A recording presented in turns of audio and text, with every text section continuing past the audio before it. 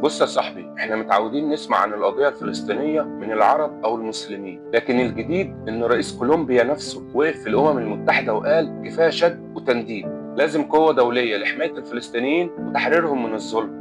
مش بس كده، طالب كمان بمحاكمة المسؤولين عن جرائم الإبادة في غزة في المحكمة الجنائية الدولية. يعني الموضوع مش كلام عاطفي، لا، ده كلام قانوني ورسمي قدام العالم كله. والمثير انه مش لوحده، رئيس البرازيل لولادا سيلفا برضه كان واقف في صف المظلومين، وقال إن اللي بيحصل في غزة لا يمكن يسكتوا عنه. في نفس الوقت أمريكا وإسرائيل بيحاولوا يبرروا، لكن العالم بدأ يصحى. دول من آخر الدنيا شايفين الحق، بينما بعضنا بدأ ينسى أو يتكاسل. وهنا بيجي دورنا. ربنا قال: وما لكم لا تقاتلون في سبيل الله والمستضعفين.